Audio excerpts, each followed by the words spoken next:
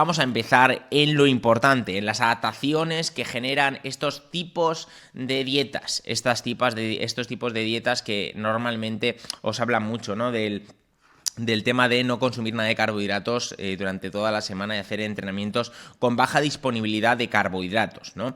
Estas adaptaciones, principalmente lo que quiero definir sobre todo quiero explicar sobre todo es el tema de que por qué se hacen estos tipos de entrenamientos, ¿no? Normalmente el deportista, como todos sabemos, nosotros normalmente estamos adaptados a consumir carbohidratos integrales, a consumir verduras, a consumir todo tipo de alimentos, sin restringir ninguno de ellos.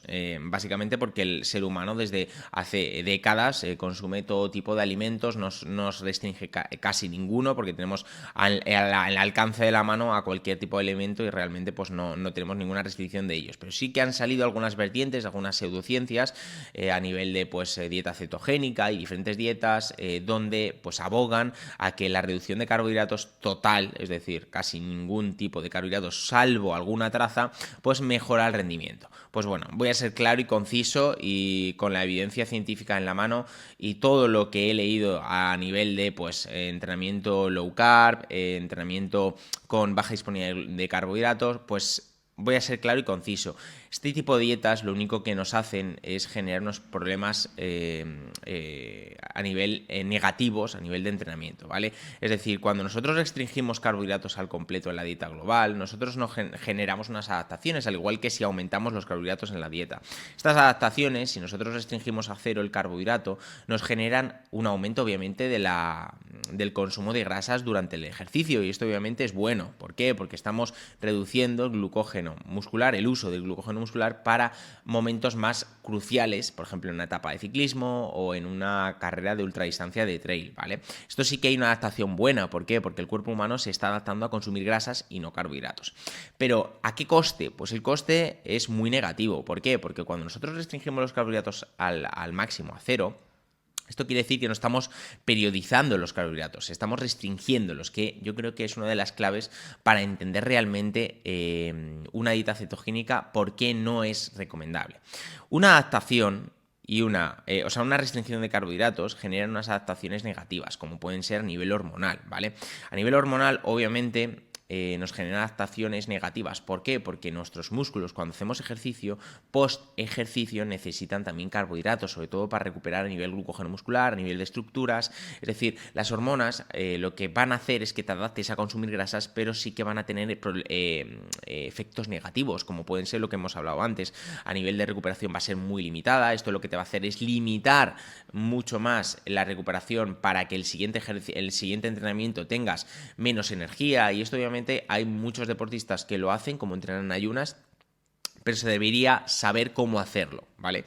Por eso hay que tener muy claro, antes de empezar a hablar del Sleep Low Train Low, que es uno de los métodos que yo normalmente utilizo con mis deportistas, y uno de los métodos más utilizados, es que lo que es periodizar los carbohidratos no es lo mismo que restringir los carbohidratos. No es lo mismo comer 0 carbohidratos o trazas de carbohidratos a consumir 1,5, 2 gramos por kilo de peso cuando estamos hablando de las horas previas a un entrenamiento low, es decir, un entrenamiento suave. Pero a lo largo del día podemos llegar a consumir entre 3 gramos por kilo de peso y se van a generar esas adaptaciones. Es decir, es lo que se llama umbral de glucógeno. El umbral de glucógeno es cuando nuestro cuerpo está en un punto donde ejerce un estrés a nivel metabólico, a nivel hormonal, para que el cuerpo se adapte a consumir grasas, ¿vale? Este umbral de glucógeno, por lo que se ha estudiado, tampoco está tan avanzado, está en torno a los 300 milimoles. Esto quiere decir que cuando generamos una dieta alrededor de 2 gramos por kilo de peso, 3 gramos por kilo de peso, una restricción a lo mejor de la comida previa al entrenamiento a 1,5 gramos por kilo de peso,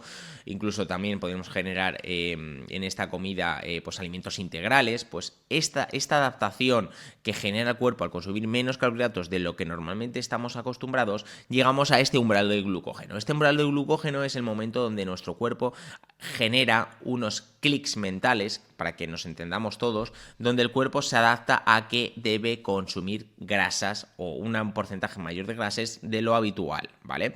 En este umbral es cuando ya el cuerpo se está adaptando en este punto, cuando nosotros restringimos a cero, donde el glucógeno muscular llega casi a cero, el cuerpo humano lo que hace básicamente es generar unas adaptaciones también negativas, no solo las positivas que hemos hablado antes de aumentar la quema de grasas durante el ejercicio y demás, no, también genera problemas a nivel estructural, a nivel de, pues cuando tú generes un aumento de la cantidad de carbohidratos consumida durante el ejercicio, es decir, a nivel exógeno, donde nosotros metemos muchos gelos en una competición, si el cuerpo está adaptado a consumir obviamente 0 o 1 gramo por kilo de peso en su día a día y además durante el ejercicio encima estás en ayunas, pues el cuerpo humano obviamente se va a adaptar al consumo de grasas.